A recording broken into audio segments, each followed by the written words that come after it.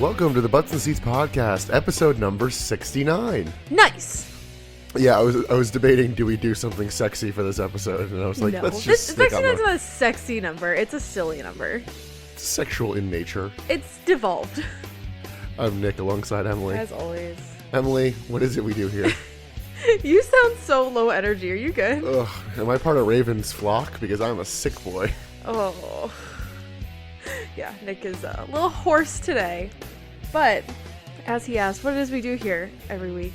We take a week-by-week look at the slow but inevitable downfall of WCW through the late 90s. Yeah, we meant to record this last week, and then I worked until 9:30 p.m., and I went, I don't want to do this, and then I went away for the weekend, and I came back, and now I'm sick. We're really doing well over here. Today we'll be talking about the November 29th, 1999 Monday Nitro, live from Denver, Colorado, but there are a couple backstage notes we should chat a little bit about. Okay.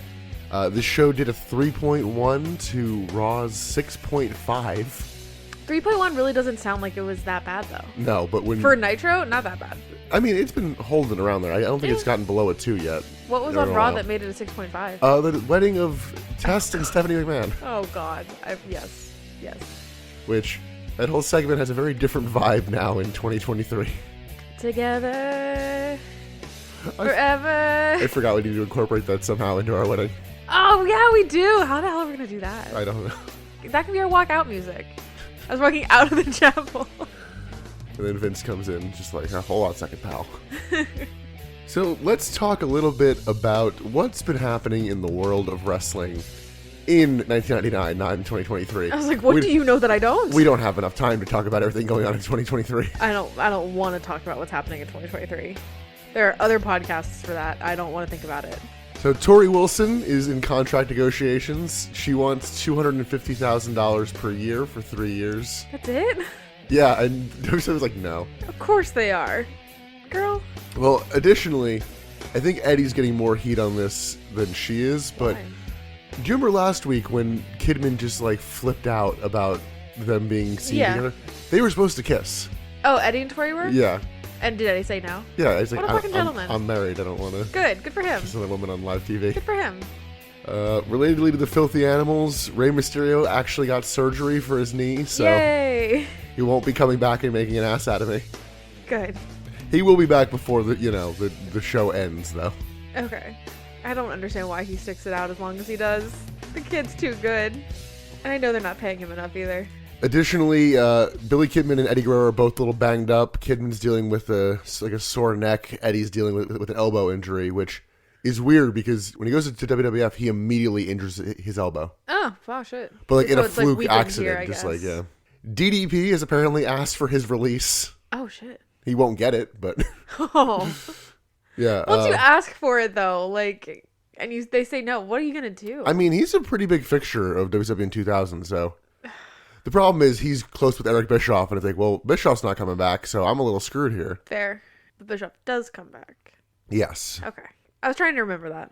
And in 2 notes for this man, not a name we mention a lot on this podcast, D'Lo Brown. He reportedly might jump ship. He does not end up jumping ship. From WWF? Yeah, to WCW. Wouldn't that be great? Wouldn't that be such a nice, Well, warm welcome? Jumping ahead a little bit, he gets in a little bit of hot water, or hot water is not the right word. He didn't do anything. During an interview, Vince Russo's like, oh, I'd love to have D'Lo. D'Lo's great. It's like, oh, so you're Russo's boy. Oh, And then, okay. so he stops getting a push of any sort. This is also a few months after the incident with him and Droz, which resulted in Droz getting paralyzed. Just a fluke Oh, shit. match accident. And I mentioned that because, sometimes in the wrestling industry, the 2 companies are like going out of the same airport, or guys are traveling, doing whatever. D'Lo Brown ran into Arn Anderson and one of the backstage producers who we've seen once before, named Mike Graham. Okay. You might have seen him a couple times. I think the most recent time I can remember is he appeared at the WrestleMania 24 Hall of Fame. It was like inducting his dad. Oh, vaguely. Okay. Yes. I've also mentioned him. He's the never drew a dime guy when talking about Jeff Jarrett. Okay. But in something that will come up very importantly later, Mike Graham has a tendency to escalate a more casual situation. Oh, good. D'Lo Brown saw him and Arn in the airport. They were having a chat. D'Lo made a joke about something like, oh, you got old guys will do anything for a paycheck. And Mike Graham's like, yeah, but we don't fucking paralyze people. Oh, okay. Yeah. And like they almost got into a fight. And unnecessary. Yeah, very much so. Uncalled for. All right. So let's hope Mike Graham doesn't do or say anything that would really deeply impact WCW. I'm sure that doesn't happen. That's called foreshadowing. Oh, God. So, Emily, you want to get into this episode? I suppose we have to, because that is what we do here. Yeah, it's definitely a weird one, and we're a little more removed, so it might be us kind of going, oh yeah, this. No, we did rewatch, we did like skim through it before we recorded this, but this is a little bit further out from when we initially watched it, so. We start with a in memory of graphic of Hiro Matsuda. We didn't have a lot of context for him until we looked into him. He is like a major figure in Japan, and has trained a lot of people in WCW right now. Like, he trained Hogan, he trained Paul Orndorff, Scott Hall, Lex Luger. Wow. Cowboy Bob Orton. Jeez. Yeah, he's just not the most relevant to WCW, but like very relevant to wrestling. Yeah, wrestling as a whole. Yeah. So then we get the Nitro opening and the opening pyro. We are live from Denver, Colorado tonight. Woo! My dad just came back from Denver and he was super underwhelmed by Denver. I think he was just in a bad area, but he said it was really lame. Is he also talking about the Denver Broncos when he's saying underwhelmed and pretty lame? No, but could. Let's ride. We go straight from the opening pyro into a Goldberg entrance.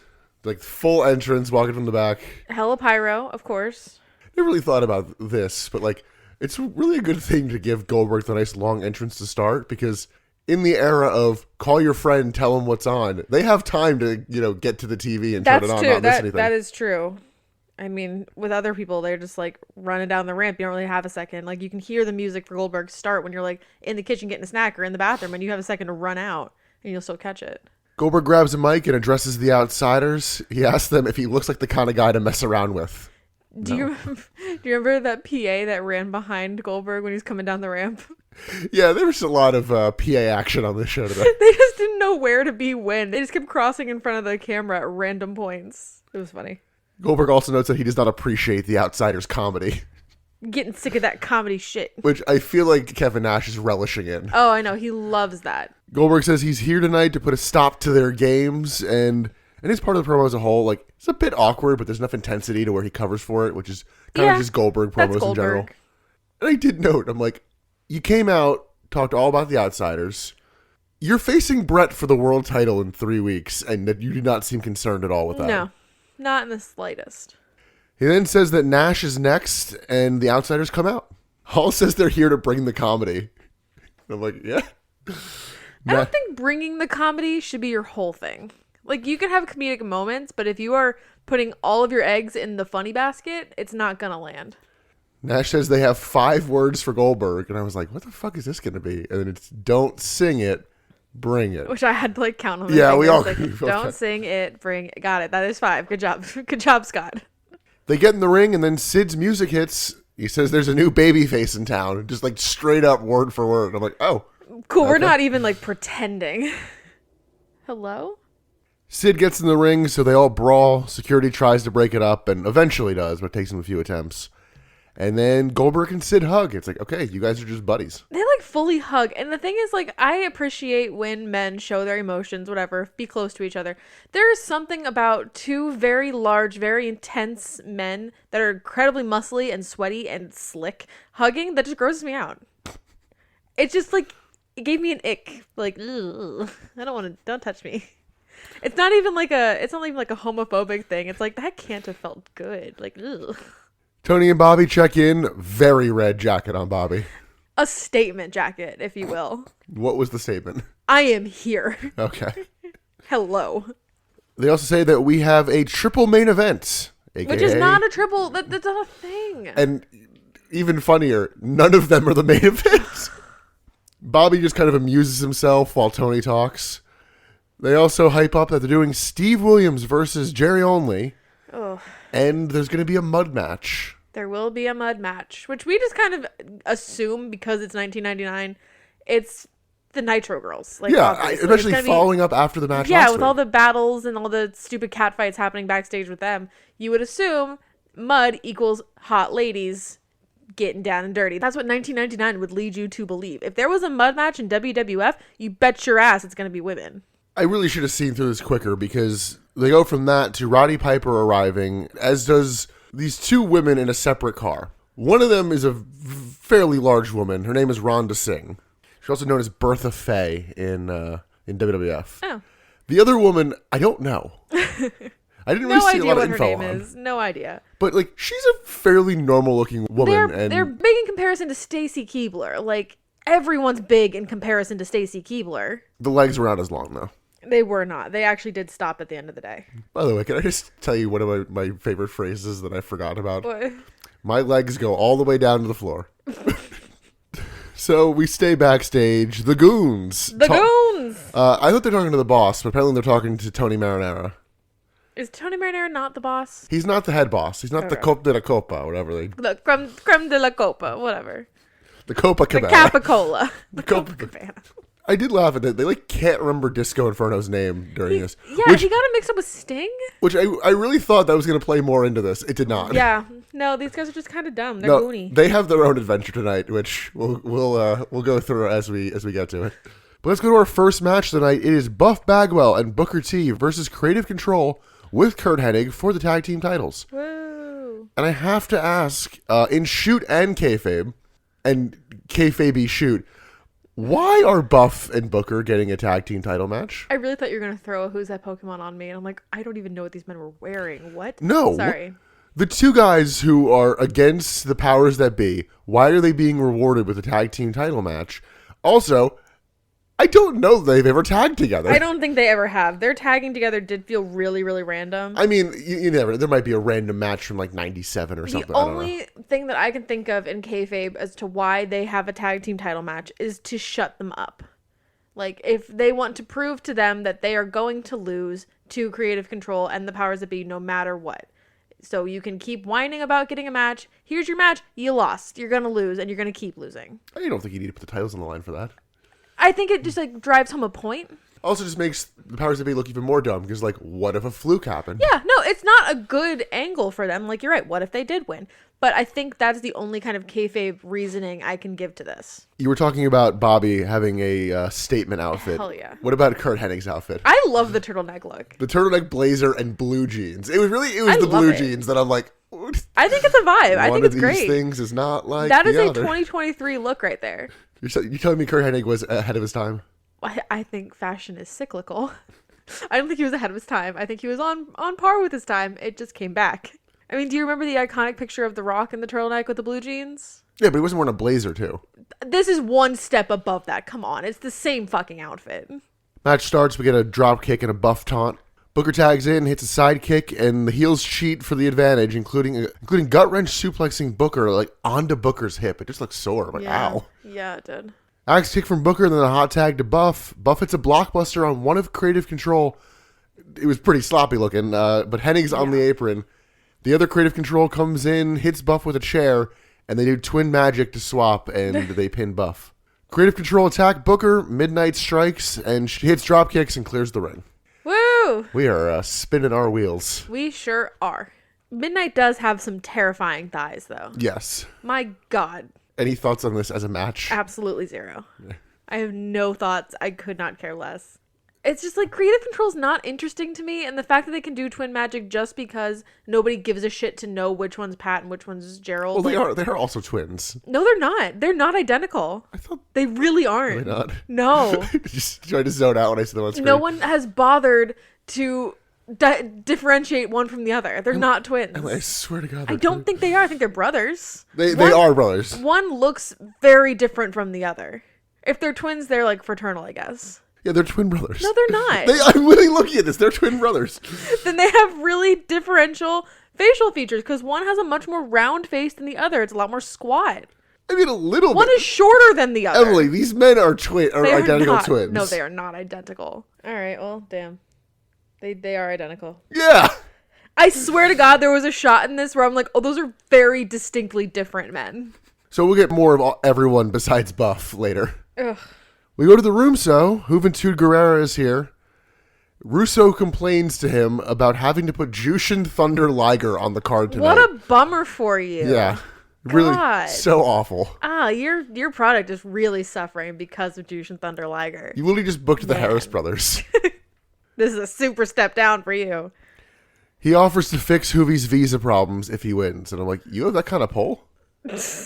Like, either A, you're not filing any of the paperwork that you're supposed to as an employer, or you have a lot more pull than I was ready for. I don't think Vince Russo has a contact in Homeland Security. That's immigration. Oh, is it? Okay. Well, still. We then see Liz backstage on the phone with Lex, looking like a preacher. He did. The gray suit. He's wearing a suit. He doesn't look like a preacher. I don't know. Something about it. He delivers breach of contract paperwork to Liz. And in the moment I was worried about, Liz is like, please, I'll do anything. And I'm like, oh. I know this is episode 69, but come on. I was really ready for Lex to turn around and be like, anything? And then for her to get on her knees or something. Like, I was ready for that. I'm glad she didn't, but I was ready for it. Lex says he has to think on that. Piper waits in an office and is losing his mind, very Roddy Piper style. Very Roddy Piper. Rhonda Singh chats with her friend about what to wear. Why? This segment went on for too long and there were too many iterations of it. Well, could say the same for the next segment. Symphony, the maestro's partner, who...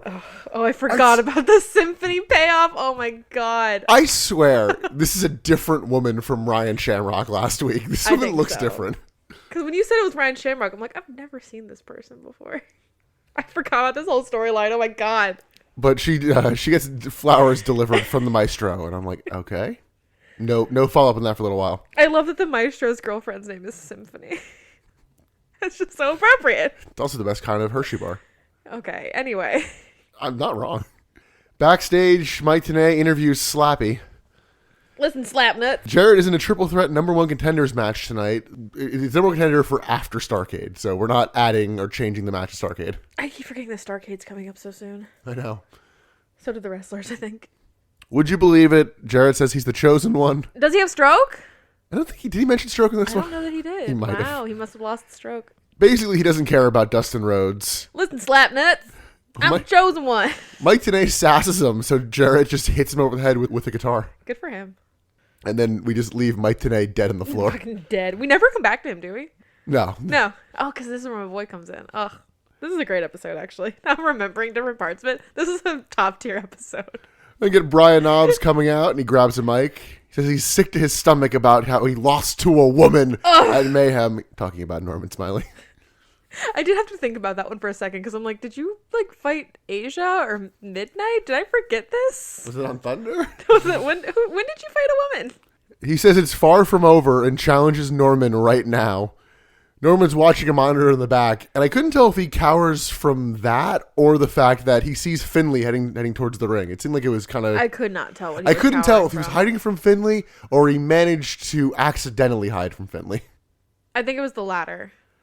But Finley's headed towards the ring, once again, looking like a lad. A proper lad.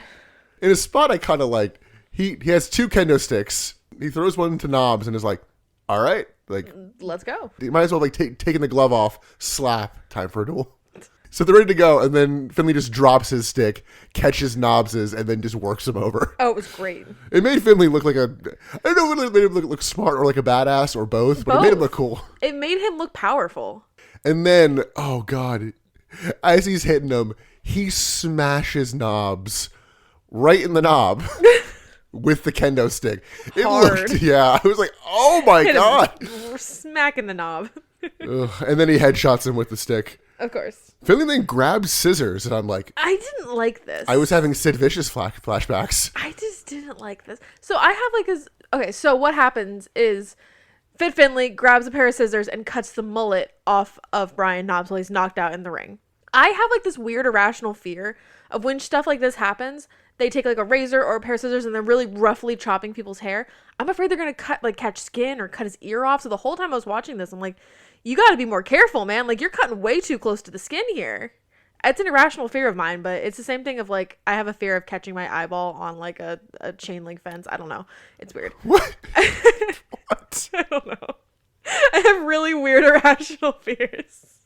Those wire racks in stores that have products on them and they're on the corner. I just have this fear that I'm going to fall into it one day and it's going to catch my eyeball and my eyeball is going to pop out of my head. Where were we? The mullet being cut off. Yeah. I'm sorry. Finley finalizes the beatdown with a final stick shot. I'm sorry, I really derailed you, didn't I? It did seem like this is them like writing Brian Knobs off. Just like, nope, like leave. Finley did say something along the lines of like, if he wants to be a soldier, he'll look like a soldier. Like, Yeah. and like he's giving him a Marine cut. But also fucking the balls on Finley giving anybody else a haircut. Finley doesn't have a stupid mullet. He has a shit haircut. He doesn't have a stupid mullet. Let's go backstage. The goons approach Mean Gene. Oh my god. So they're like, hey, Gene, like, come hang out with us tonight. Gene's No, like, before we get into Gene, remember last week we were talking about the goons and the one guy just really wanted a cheese sandwich? yeah. The cheese lore continues this week. Because I don't remember which one of them, but one of them is talking to the other and talks about their dreams of opening a cheese factory. I love these two. And then they run into Gene. So yeah, they told us Gene, like, hey, come hang out with us tonight. And Gene's like, I don't think so. Mike today has been, like, you know, taken out to the hospital. I'm the gotta only work. one that can do the backstage segment. Also, I got the vibe of just, I don't really feel like hanging out with you guys. And then they're like, well, you know, Gene, we're going to hit up a finest gentleman's club and get some good Italian food. And Gene's like, I mean, I could go. Gene heard strip club and was like, I'm there. I mean... Fucking legend. I mean, pasta? Don't tell me it was a good time. Yeah. Like, if you tell me that there's pasta wherever we're going, I'll be there. There have been many sad days where I just give Emily some pasta and she's like, this is what I needed, thank you. Yes. There has been no mood that hasn't been elevated by a bowl of mac and cheese or penne vodka or carbonara. Like, that immediately just moods up. We then go to the room. Russo calls creative control an embarrassment for getting worked over by midnight. Hennig brags a little too much, like, oh, that never would have happened to me. So Russo's like, yeah, okay, cool, you can face her tonight. Backstage, Rhonda Singh and the friend are almost ready. Piper's getting impatient. And then we go to commercial, come back, no entrances. Juventud Guerrera and Jushin Thunder Liger are in the ring for their match. Like, this could have been a really cool match. Like, two cruiserweights that are really good at what they do. This could have been awesome. Yeah, so I was excited. And it's for the IWGP Junior Heavyweight Championship. What does IWGP stand for? International Wrestling Grand Prix. Oh. I think it's a great name, though. That is a great name. A Grand Prix of Wrestling. Yeah, it's associated with New Japan. That makes sense. And so the match starts, and almost immediately, fucking Buzzkill comes out. So we were both wrong. Yeah, I mean, I think I was hoping, but... I really did not ever expect to see Buzzkill ever again. You said he'd be on Thunder. No, he's back. He's back on Nitro. And for some reason, this match is now all about him. Of course it is, because why would we ever focus on a good match happening in the ring? Good lucha libre action, including a wheelbarrow bulldog from Hoovy. Hoovy hits a Frankensteiner and then a top rope springboard dive onto the floor. Buzzkill just feels like he's trying to ruin this match. Yeah, I think he is. I think he was told by Russo to just like make the match all about me. Or all about him, I suppose. Liger hits a frog splash, then a tilt-a-whirl backbreaker. Hoovy fights out of a Mexican surfboard stretch, but you can tell the damage was done. Quick belly-to-belly to Hoovy. They trade pin attempts, including a bridge, and I don't know what. Like, I think now I'm just like, I keep waiting for them to fail, and I'm like, oh, good. No, the bridges are always good. Hoovy walks up the ropes for a springboard leg drop. Liger hits a rough German suplex to Hoovy. Mm-hmm. Then Buzzkill intervenes. It's like, these guys got to stop fighting. They got to work together, man. I fucking hate this guy. Liger gets distracted, as does the ref. Wait, was that his whole thing? These two have to stop fighting? It was something like that. It's a wrestling match. Yeah. What? So Liger and the ref are distracted. Hoovy pulls out a bottle of tequila, smashes it over Liger, which splashes everywhere, including on the ref. And Hoovy gets the pin. That was, so new champion. Not a lot of pomp and circumstance to that. No, zero pomp and Would you believe, Jushin Thunder Liger and New Japan were not happy with how this went down? Not surprised at all. I did write, damn it, Buzzkill.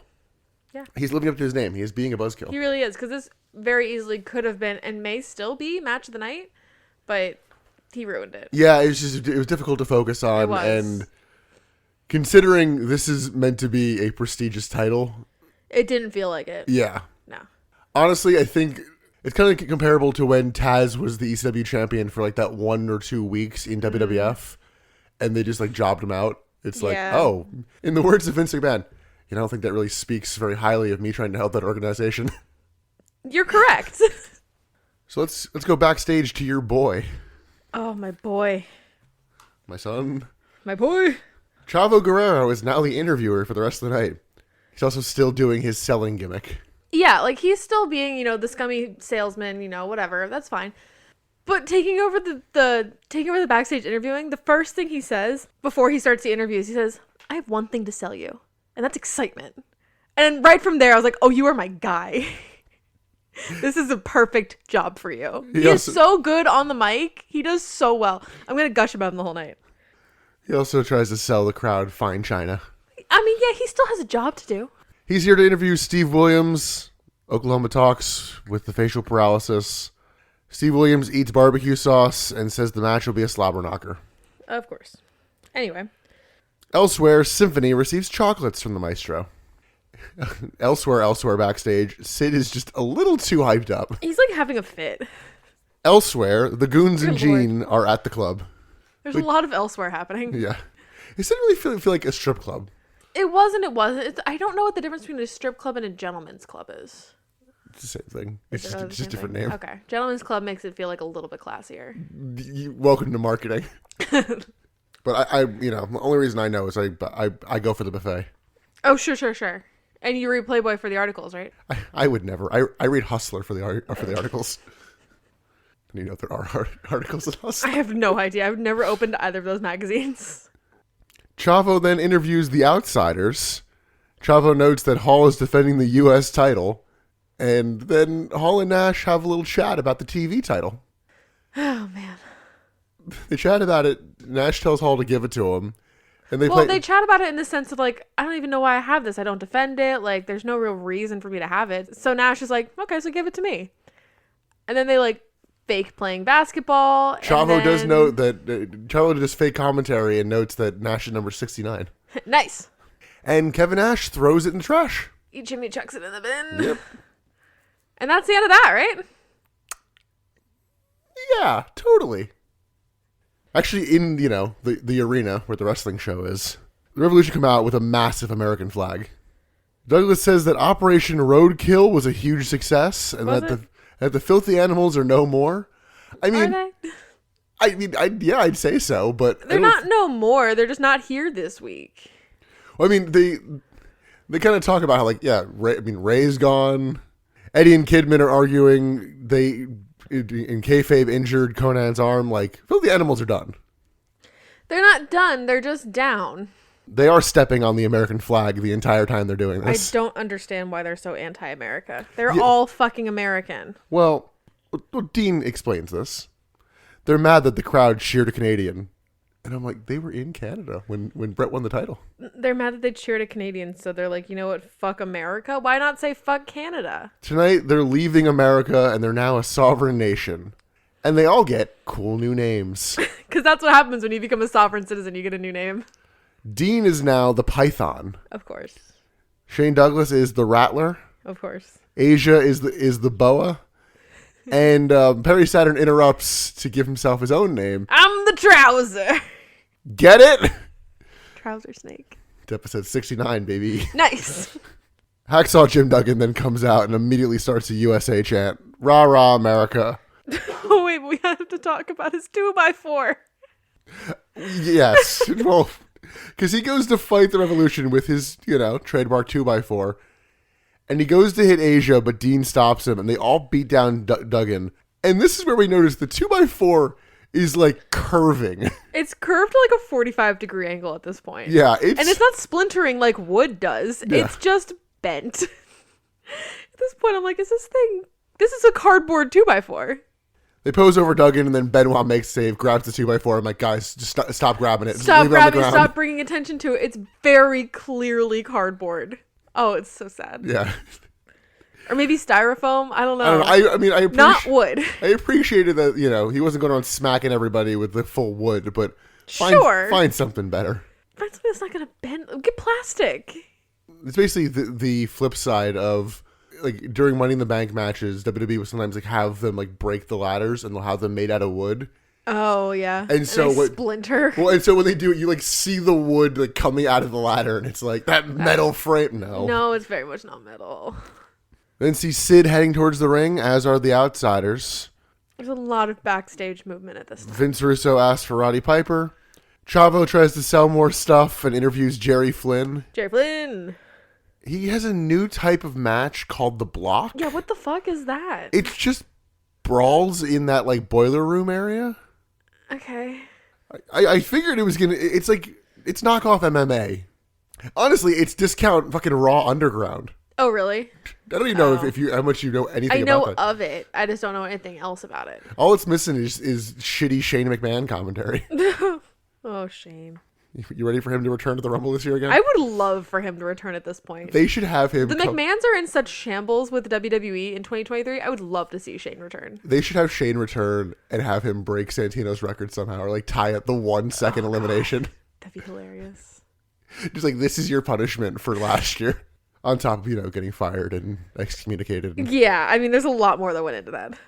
So, yeah, Flynn has like an open challenge for anybody to come fight him. We then see Kurt Hennig going to get Piper, and Piper's like, no, I'm going to go take a Vince Russo instead. Talking about taking a dump. I'm going to go take a dump. It's funny.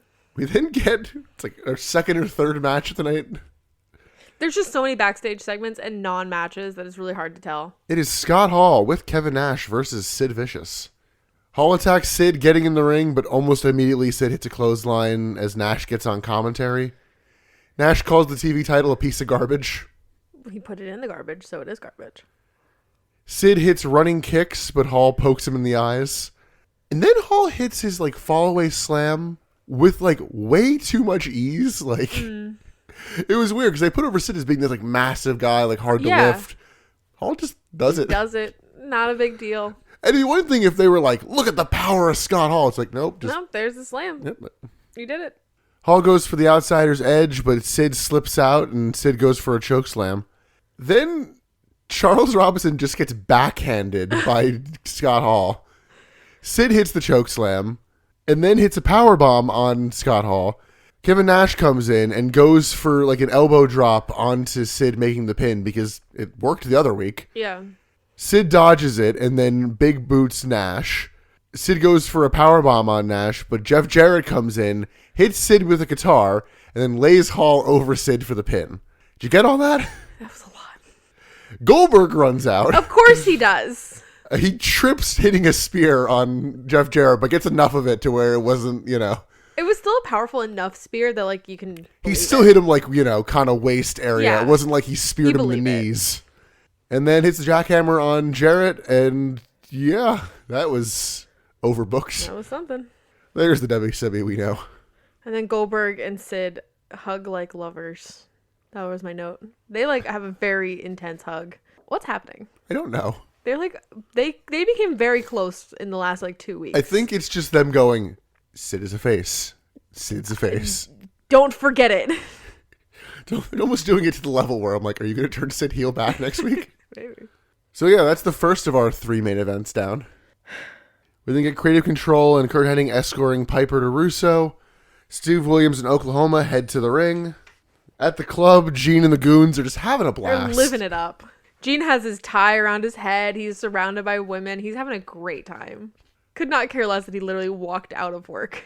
Listen, plenty of people have walked out of WCW and still kept their job. That's true. And probably done exactly what he's doing. Bailing on a show to go like be with hot women. Yeah. Yeah. And at least Gene has the courtesy of still being on TV. That's true.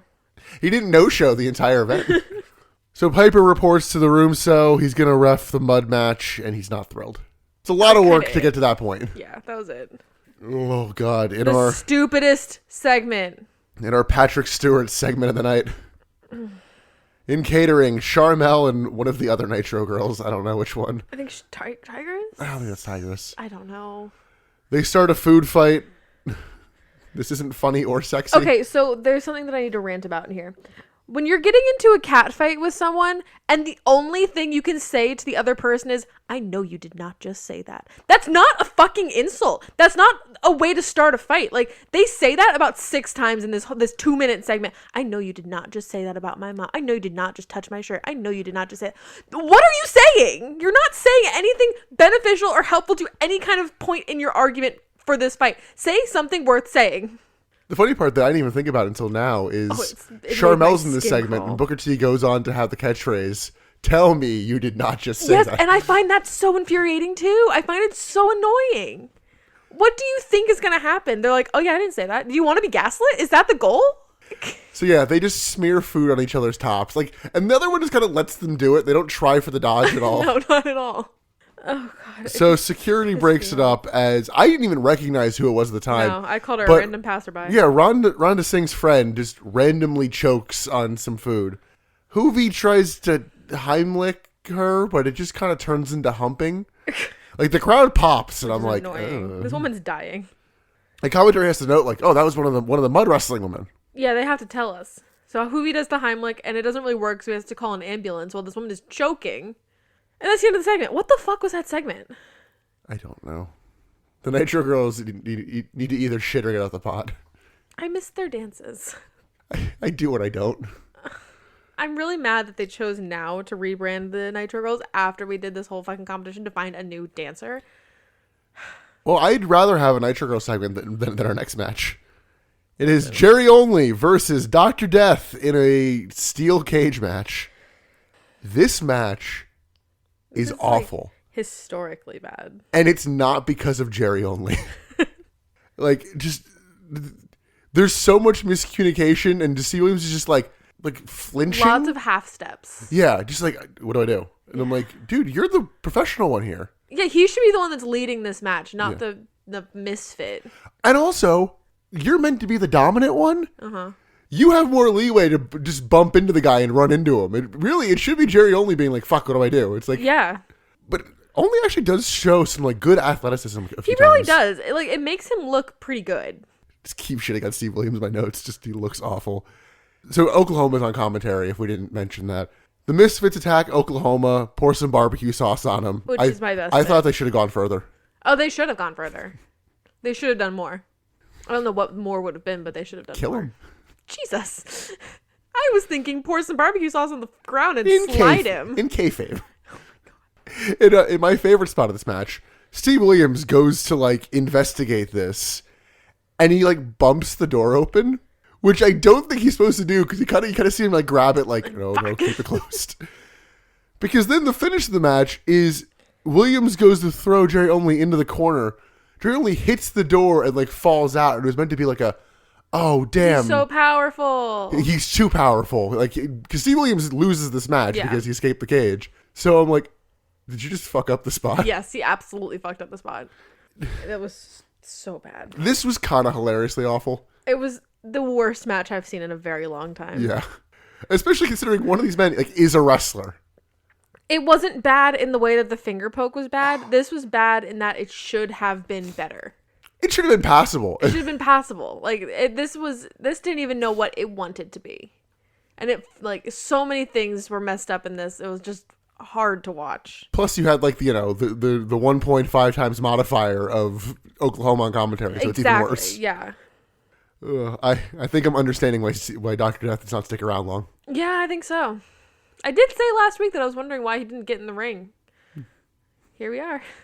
I mean, in reality, we should not be surprised. Anytime they've done the beatdowns of like Steve Williams beating down the entire Misfits, it was awkward and bad. And You're I'm right. like, yeah, I guess we shouldn't be surprised. I guess we shouldn't, but yeah, here we are, surprised.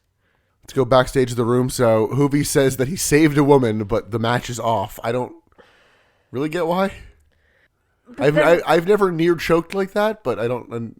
Yeah, I have no idea. It might like mess up your esophagus or something. But did you catch Russo's line after Hoovy tells him that he's a hero?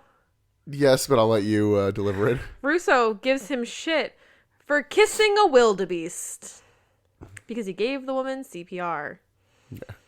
Listen, this woman is not that large. She is muscular. She looks like she actually is an athlete. She has a normal body frame.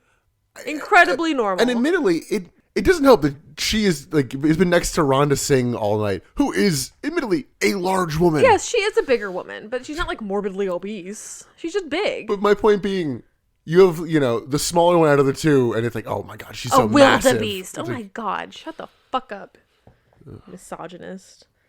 So Lex Luger comes in. He has an idea. It's clearly going to be Liz. I don't know why we have to draw that out. Yeah. I think it's Chavo interviewing Bret Hart. Bret puts over Mang, but says that he's the best there is, was, and ever will be. Of course. And then I did get a laugh out of this. I didn't love Chavo as much as you did, but he then like tries to sell the audience on hair products. Like, Bret Hart uses this. Like, don't you love his luscious locks? He brings it into the conversation that he's having. He's an excellent salesman and an excellent interviewer. Let's go to Bret Hart versus Meng for the WCW title, aka another main event. Also, not the last one on the show, and Bret Hart's defended the title twice. Mm-hmm. Neither one has been in the main event. There are 3 main events in the show. You couldn't put this as one of the 3/4 because one of the 3 is not the main event? No, this is one of them. Is this one of them? Yeah, I'm saying it isn't the actual main event. None of them are the actual main event. Bret takes the fight to Meng, but it has little effect, and Meng beats down Bret. Meng hits a back chop to Bret's face. I'm like, oh, God. Works him over as the crowd actually get behind Bret. They have not killed his, aura yet. Thank God.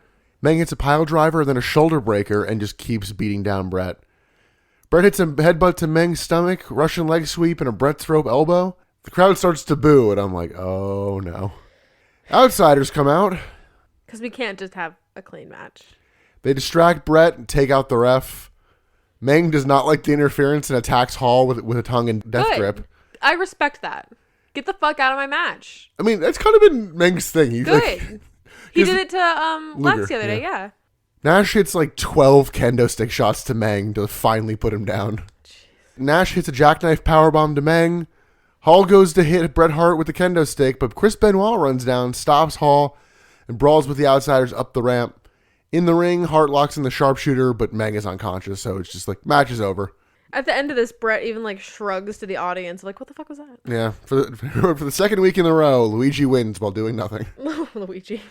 I enjoyed the first half of this match. It wasn't anything to write home about, but no, it's a Bret Hart match. I'm sorry, I keep saying it, but Bret Hart matches are so standard in my book. Or yeah, he's a good wrestler.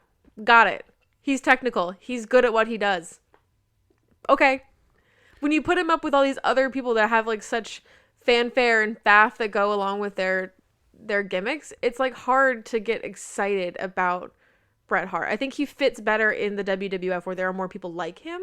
So you can kind of focus on the technical aspects and you can be yeah, he's really good at this specific thing. But here it's all show and he doesn't really have the show. It is worth noting that I feel a lot of Bret Hart in the past couple weeks, he's won matches basically because of the Outsiders interference. I know. It's really backfiring for them. Yeah, well, that's true. Backstage, Symphony gets a stuffed bear from the Maestro. I just wrote a bear. My brain to be what? There was a bear in this show? A bear. Luger is here to see Russo. He's going to deliver the idea. He still hasn't yet, by the way. Chavo is here. Chavo is still selling stuff, but is here to interview Tigress. Spice is here and showing off that she has ripped. So Tigress is looking for a costume. Spice throws the costume at Tigress, and then Tigress yells, "You ripped my costume, you bitch!" I feel you're putting too much emotion into that. Well, it's I'm putting too much volume, that's for sure, because everything that I just said was context clues. They fight, and Spice throws her in the shower, turns the water on, and laughs. And Chavo says that he's selling towels. He just pops into frame, just gets the attention of Spice. By the way, I'm selling towels. You're so fucking good at your job, man. Chavo went into the women's bathroom while they were showering. Cancel that, man. Go away. Hey, guess what, Nick? It's porn time. Yeah, here's our episode 69 moment of the night. It's porn time, baby. Fucking somewhere. I don't even know where. Evan Courageous and Medusa are about to make a goddamn baby. So, yeah, they're laying somewhere about to do stuff, and Medusa's hey, you should give me a Cruiserweight title shot at Starrcade. And he's yeah, cool, whatever. Just just please, let's have sex. Yeah. So, I guess that's what this has all been about? Is she using him? That's the vibe I got. Oh, gross. I mean, she's been using her sexuality to help him win matches. This might just be an elaborate ploy. That's kind of what I took out of it. You might be right. Which I think that's only our second match booked for Starrcade. You know what? It's a surprise every time we get to a pay-per-view of what's booked. Which I'm realizing there's 2 matches booked, and both of them are the champion just going, yeah, I'll face this person at Starrcade. Yeah, there's no build. In the room, Luger offers Liz for the mud match. Elsewhere, Chavo is here to interview Sting, but Liz just comes over to have a moan. She begs Sting for help, and Sting blows her off. If I was Sting, I'd be so fucking annoyed with this woman. Like, just please go away. That's pretty much what he's doing. Just like, I got nothing. I don't want to help you. Go away. We go from that to a triple threat match for the #1 contendership for after Starrcade. Okay. This is a thing that WWE would do occasionally, and admittedly, this feels actually quicker than other times, because in '97, Scott Hall won World War III, and when Kevin Nash won it last year, it was like, cool, you're going to face Goldberg for the title at Starrcade. Yeah. When Hall won it, it was, okay, you won this match in November. In February, you're going to get a title shot. Oh, God. They had things they wanted to do in between then, so they're like, I don't know what we're going to do with World War III, so. I'm guessing, like, NWO shit. Yeah. That was Sting and Hogan, and then Sting and Hogan again, and... So this match is between Chris Benoit, Sting, and Jeff Jarrett. They are really trying to push Jeff Jarrett. Like, I know it's obvious, and it's been obvious, but today... In this match, it was like, wow, you are really trying to put this guy over. Well, he has stroke. And he's the chosen one, Emily. Anyway. I did it right. How many goddamn guitars does Jeff Jarrett have? He comes out with a fucking wheelbarrow of them later.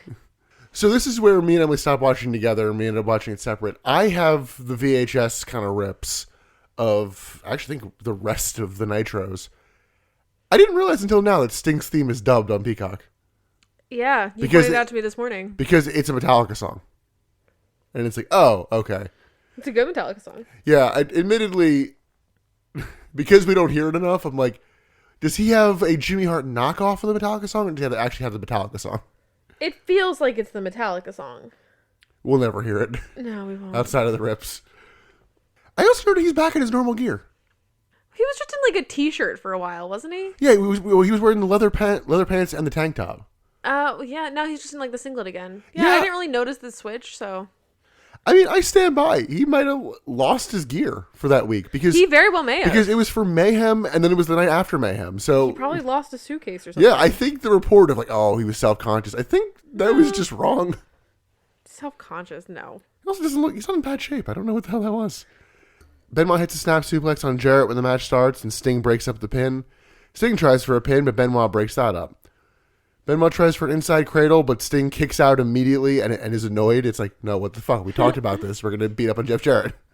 I thought we were a team, brother. I was happy to see this get done early, because that's always Yeah. kind of thing, triple threat. Like, oh, I thought we were together. Jarrett hits a diving crossbody, and it feels like they're rushing this match. I didn't get that. I actually enjoyed the pace of it. Benoit and Sting mostly focus on Jarrett until Jarrett pulls Benoit in the way of a Stinger Splash. Jarrett goes for a stroke, but Benoit counters it into the crossface in a spot I really liked. Yeah, that was cool. But Sting breaks that up. Liz runs down to the apron, and it distracts Sting. Oh my god, why are you here? Luger hits Sting with a guitar, and then Jarrett hits Benoit with a guitar. I'm like, what? He goes to pin Benoit, but the ref is occupied with Liz. Leave! Dustin Rhodes runs in God. with the ring bell. I didn't even see him grab it. Yeah, he just appeared with it. Hits Jarrett, pulls Benoit on top of him for the pin.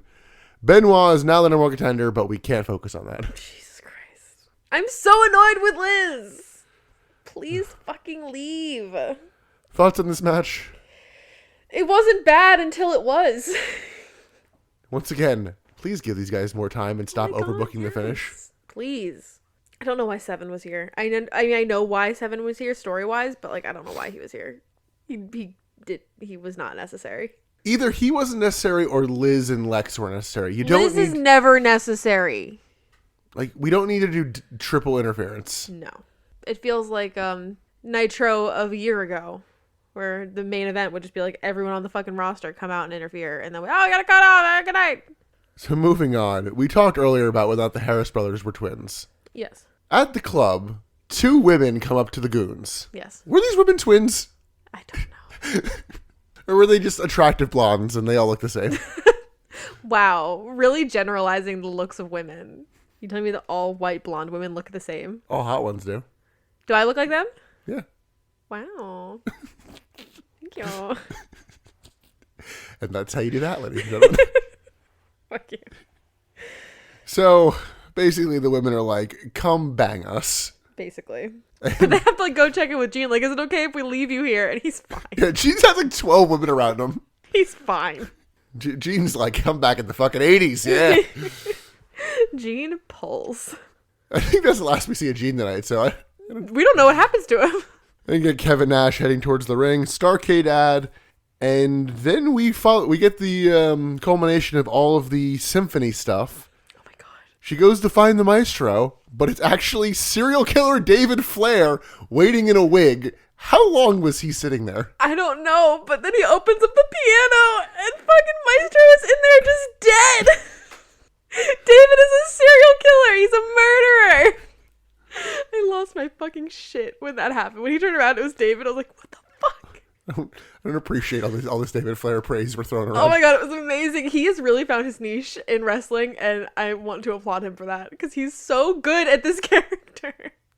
I lost my mind. When he opened the piano, I was like screaming. I was really happy that Nick was not home when I was watching it because I was literally screaming. I'd say I need to show you more Dexter Loomis stuff, but I think you're only getting a real pop out of this because it's David Flair. Because I've seen his whole trajectory. Oh my god, that was the most amazing reveal I've ever seen. Oh, it was so chef's kiss. I mean, incredible. I can't wait for you to turn on this when they eventually do the Maestro versus David Flair at Starcade. Oh, I'm sure they will. I'm sure they will. I just thought of that. I'm like, oh, but the Maestro's dead. How could he fight? That's going to be a match. Oh my god, it was just so fucking good. Let's go to what is our previous year's Starcade's main event, but it's not the main event of this show. Is it one of the three? Yeah. It is Kevin Nash versus Goldberg. We did not note that the entirety of the triple main events, they said were all no DQ, and yet they constantly felt the need to bump the ref. That's a good point. I don't think I heard the no DQ bit. That's just the thing WWE has been doing recently. It's like, you don't need to bump the ref if it's no DQ. Yeah, no. I did kind of laugh at Kevin Nash when he came out a little bit. Because he's wearing a tank top that has the little NWO logo. He still has the Wolfpack theme. It's like, bro, move on. Yeah, we need to move on. We need to get over the Wolfpack and the NWO. Like, it's dead. It's been dead. Let it die. Horace Hogan's sitting there like, oh, maybe. It could be. Take me back. Rehire me, please. Is he still on contract? I think he was one of the guys who's like, you are and you're not. Yeah, that makes sense. Backstage, Hall opens Goldberg's door for his entrance, but Goldberg was ready for it and appears behind Scott Hall. Which I did love. I did note, what's the security for? They just let him walk right up. That's a good point. Like, why is there security? Yeah. If Scott Hall could just go to his door and fuck with him, there's no point for there to be security there. No one even tried. Yeah, like, I mean, it's always been an existential question of, are they protecting Goldberg or are they protecting people from Goldberg? The answer is neither, because the two start brawling and they don't do anything. Yeah, and then, there's no reason. To add to it, they brawl away from security. Kevin Nash then comes backstage to brawl with Goldberg, and I'm like, this is why you need the security. Oh my god. I think at one point they also like brawl past Sid's locker room and like, it's locked. And I'm like, is it? But yeah, so Sid then gets out of the room. He helps Goldberg. It's basically 2-on-2. Everyone brawls into the arena. Goldberg and Nash actually get into the ring and the bell rings. And within about 4 seconds, they're in the corner. Because they love the corner. The corner is their safe space. Hall hits the ref. We don't need that. And then Goldberg with the chair.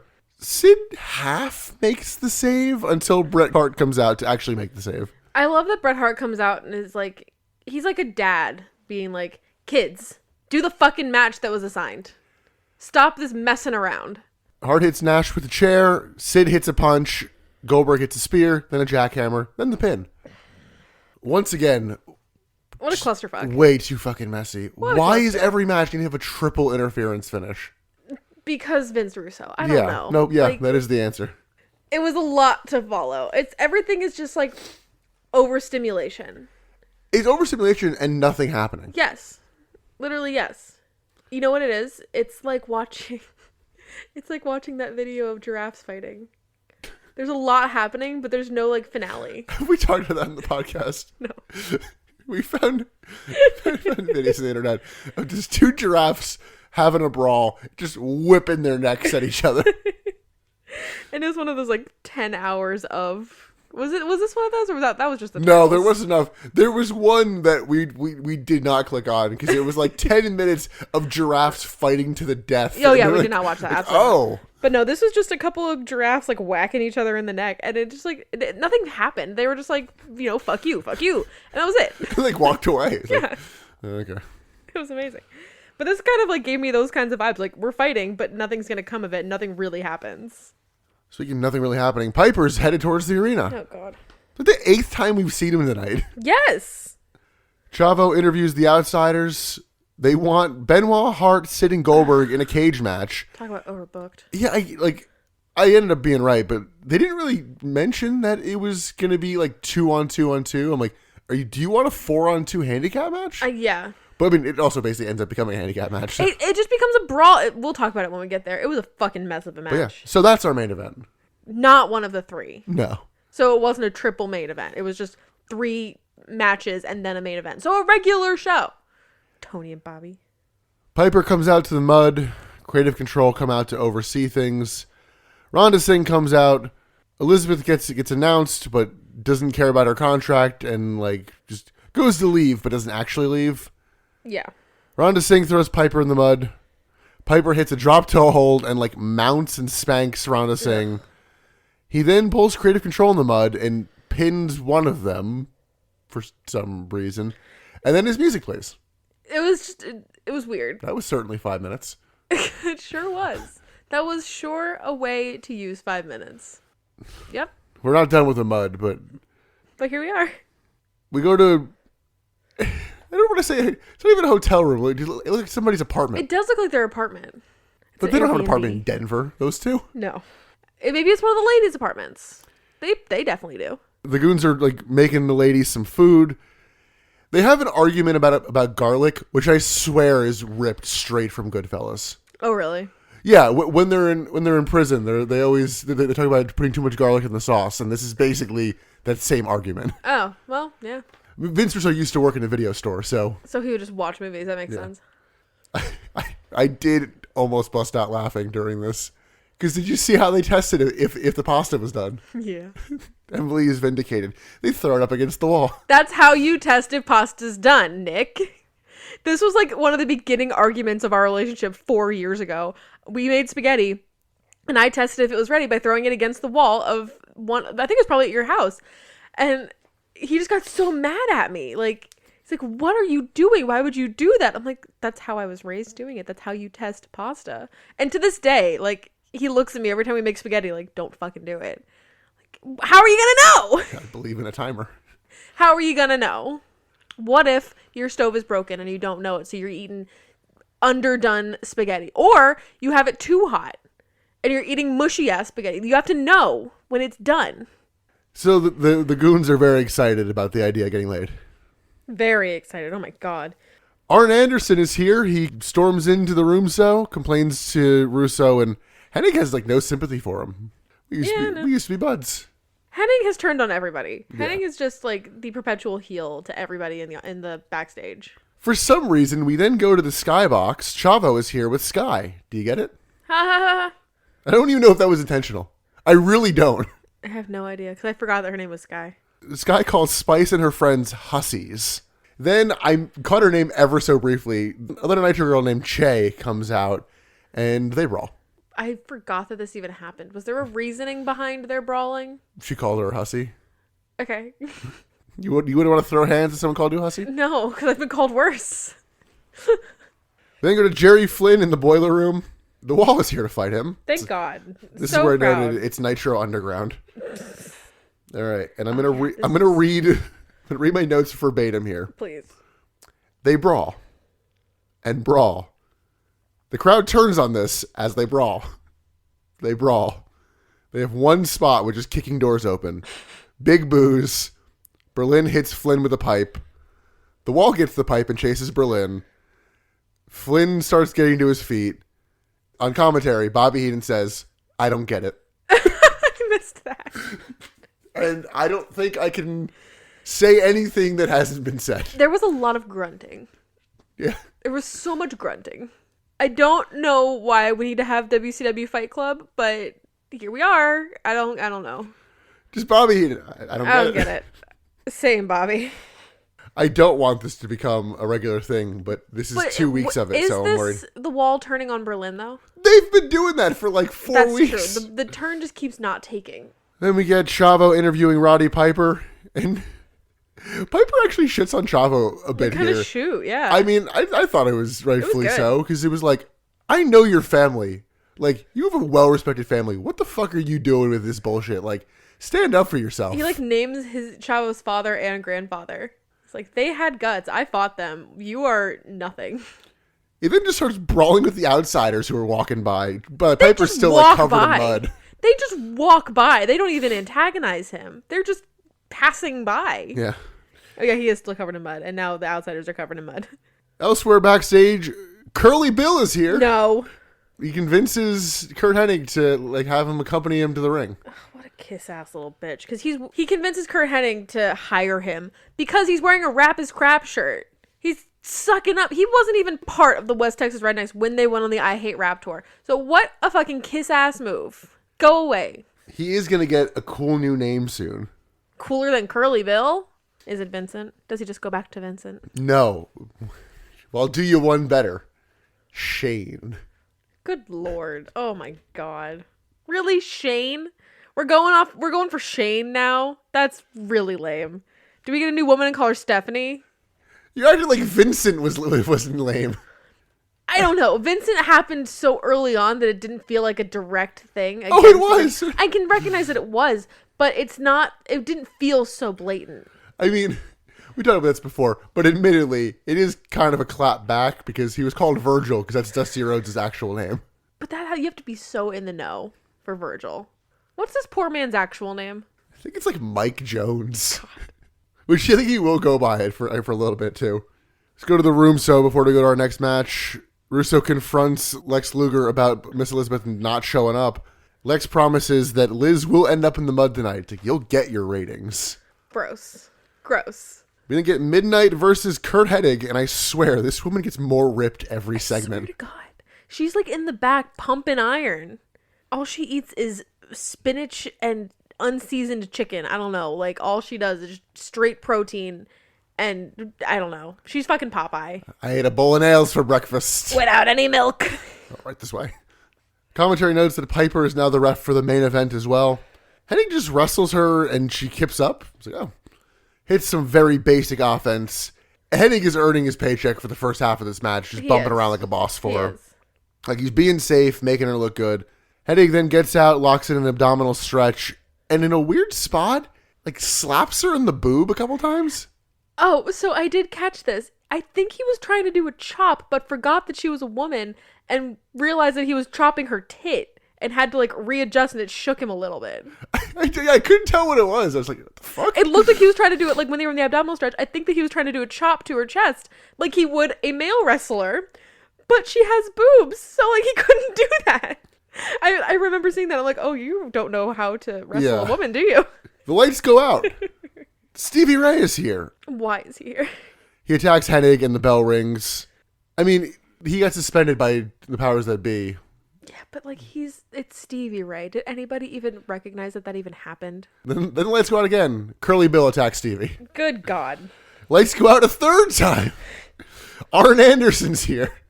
Guys. Arn fights off the What heels. are we doing? What are we even doing anymore? Every week we watch this show, my sanity goes down about 3 notches. Like, did someone just finally find ECW for the first time? Like, oh, there's this cool thing they do. Yeah, so Arn Anderson fights off the heels, and yeah. What a weird-ass match. Any thoughts on that match besides it being weird? It was so fucking weird. I don't think Kurt Hennig needed to make Midnight look as good as he did. I don't think he needed to sell to her so much. I think she can handle her. She can stand on her own. I don't know. She's better than Asia. I think for damn sure. Admittedly, both of them would do well with like a developmental system. It's basically they're being thrown onto live TV. It's like, okay, I know you're like learning, but go continue to learn while you're out there. I mean, yeah. But I don't know. They have the look that drives the girls wild. Backstage, Lex carries Liz to the ring, and then we go to that hotel apartment thing again. It's one of the women's apartments. The goons serve spaghetti and meatballs, but the ladies want some sausage as an appetizer. Can we talk about how that spaghetti and meatballs looked? I have never seen faker looking food on television in my life. You need to go back and look at those plates because, my God, they're comical. I forget if they actually said they wanted sausage as an appetizer or if I'm just being lewd. I think you're just being lewd. I don't think they said that. It's also really hard to hear them because, audio mixing is not this company's forte. So the girls are apparently kinky and they like handcuff the goons. The goons are so into it. But no, they're not kinky. They call in Disco Inferno and Lash LaRue. Disco and Lash pour sauce and spaghetti all over the goons. And to me, this was a heel turn. How dare you waste all that sauce? So Disco calls Tony Marinara and is like, "Oh, come get your boys." He also calls him a Mamaluke. Does he? Yeah. I didn't hear it. Again, audio mixing. Could not hear a word Disco was saying. I was like reading his lips. We cut back to the arena from this to Colorado Rockies star outfielder Larry Walker. I'm like, don't bring him into this. Like, why am I here? Yeah. He's like, why did you cut to me after that? And the Disco manages to live another week. The goons are mad, though. I know there is a certain level of like suspension of disbelief, but for this plan to work, it would have had to have come together quickly because it's not like Disco and Lash knew that the goons were going to be going to the strip club. That's true. So they had to find two women who lived in the area who were willing to go along with the plan within, like an hour. Yeah. Jeez. That did have to come together really quickly in kayfabe. All three teams for the main event head to the ring, and then we cut back to the goons still laying there. I do love them. I really do too. They're really charming. They're just like lovably stupid. Like they're just doing their job. They're not trying to hurt anybody. They're just trying to do their job. Yes, they are. Their job is hurting people. They're just trying to like make the dad proud. And they just want to open their damn cheese factory, man. Let them live their dreams. Then go to the arena. Luger carries Liz to the mud. She slaps Lex. He very gently tosses her in. It still looks sore on her butt. Like she took that entirely on her tailbone. Lex throws a bucket of mud at Liz. He then looks like he's going to get in the mud. And then Sting pushes him in. I couldn't really tell what was happening because he was trying to like hype up like, I'm wearing expensive clothes so I can't get in them. But he was also like taking off his jacket like he was going to get in. I don't know. Sting throws Luger's clothes in. Liz slips getting out and is helped to the back by Sting. Fully falls. Oh, yeah. It was funny. So she ended up in the mud, and I guess we're going to get Sting and Luger at the pay-per-view. But I guess Sting is now on Team Liz.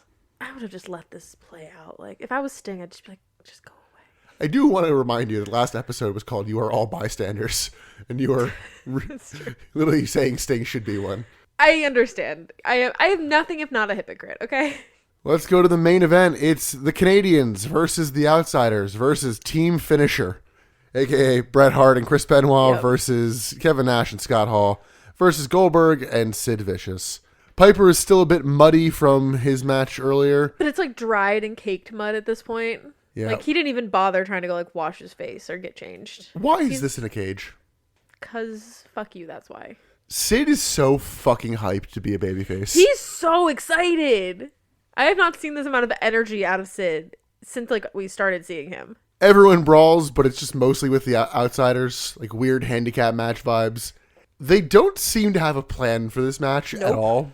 Nope, they don't. I wrote push DDP again. He'll have a plan. This was such a clusterfuck mess. It was like a Royal Rumble before somebody comes out to like decimate the whole ring. Yeah, where they're just working in the corners. Yeah. You don't know who to watch. You don't know what's happening. Commentary doesn't know what moves to call. Like, you're just watching six men fight. Well, Kevin Nash starts a comeback at one point, and the crowd like gets behind him because he's outnumbered. It's a cage match, so Piper pretty much lets everything go. I'm like, good. There's no reason to do anything else. This is a mess, and just... Piper being there almost feels like he's in the way. Because he is in the way. Like, this isn't fun. No. Like, seeing the Outsiders get beat down should be more cathartic, but... That weird wide-angle camera shot, that was kind of funky. Jeff Jarrett comes down and brings a cart full of guitars. His wheelbarrow of guitars. He hits Piper and Goldberg with one each, then handcuffs Piper to the cage. A la Jesus. Jarrett then leaves the cage. Somehow, either Hall or Nash is down. Benoit goes to the top of the cage, hits a diving headbutt from the top of the cage.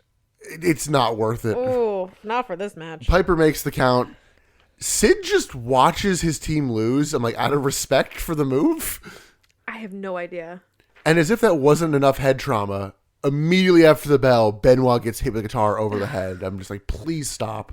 Goldberg almost breaks the cage, throwing Jarrett into it. He just kind of exposed how flimsy that cage is, though. Yeah. Hall managed to hit like a sneaky outsider's edge on Goldberg in a move I didn't know could be sneaky. Nash then powerbombs Sid. The outsiders and Jarrett beat everyone up besides Brett, who they just taunt. Jarrett taunts the crowd and the heels keep getting the heat. And that's it. Weird Nitro. Very weird. High highs and low lows. Low lows, but I'm like, I don't know if there's anything that's like... I don't have a worst bit. I'll give you that, yeah. No standout lows, just consistent lows. Yeah. Well, Emily, speaking of worst bit, you want to do best bit, worst bit MVP? Sure. Emily, what was your best bit for the night? You're going to get mad at me. I originally had it as Gene pulling bitches, because, like, that's arguably hilarious. But I think I have to give it to David again. David as the maestro, killing the maestro, and that whole scene. Oh my god, incredible. Just for my own reaction. I think I'm going to go the opposite. I am going to give it to... Gene pulling bitches? Just generally the goons and Mean Gene. Like, that was a great really adventure. Great. It was a really great start to finish journey that we went on. And to confirm, you do not have a worst bit? I don't have a worst bit. I think I am going to give worst bit to that cage match. Which one? The Steve Williams, Jerry only one, because... As a match, that is abysmal. Oh, it is abysmal. You're correct. And I just feel the need to give that. You're correct. Make it known that is real bad. Like, it might be the worst match we've seen on the podcast. Probably.